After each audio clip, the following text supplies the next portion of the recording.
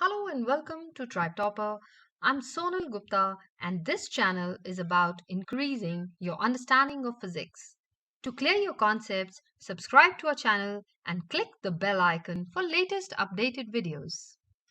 This video session, we are going to discuss a couple of problems on mass defect and binding energy. So here we have a nuclide 11 that decays into the stable nuclide of 12 Mg24. First of all, they say identify this type of radioactive decay. As very clearly we can see that 11Na24 decays into 12Mg24.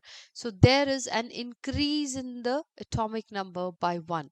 And this happens when an electron, that means a beta particle, a negative beta particle has been released, because the negative beta particle is the one with the atomic number of -1 because it's just an electron. So to keep the conservation valid here, we have 11 on the left side and 12 minus 1. So this is the general equation of a negative beta decay, that whenever an electron is released, the atomic number increases by 1. So this decay is a negative beta decay. Now in the second part, they ask us to find out that they say use this data below to determine the rest mass of the particle that is emitted in the decay of sodium nucleus. We know that is an electron, so let's figure out what is the mass of that electron as per the mass energy equivalence. So given to us is that energy released in the decay, that is equal to, the energy is equal to 5.002160 mega electron volt. And if we want to convert this into atomic units, we have to divide it by 931. So because 1 unit of mass is equivalent to an energy of 931.5 mega electron volt per c square. Yeah, we have to add this here.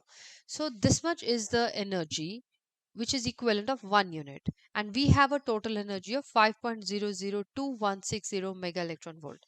So what will be the mass corresponding to this energy? That means the mass corresponding to this energy is simply 5.002160 divided by 931.5, which is equal to 0.00537 units. Now this is the mass that has been released corresponding to that energy. Now let's see that what is this. So this is the energy equivalent, right?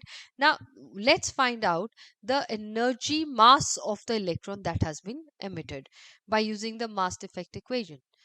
So that is equal to, because we have the data here that mass of sodium was 23.99096 units.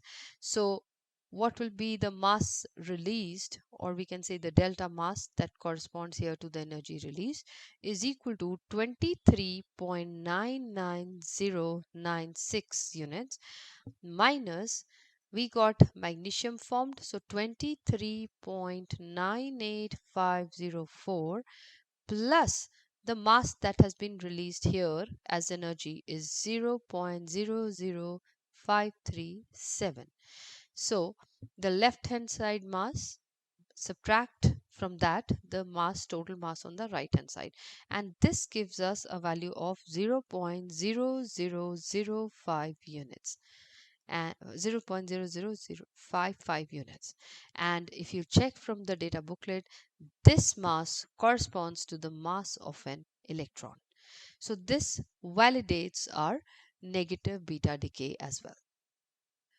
In the B part, they ask us the isotope sodium 24 is radioactive, but the isotope sodium 23 is stable.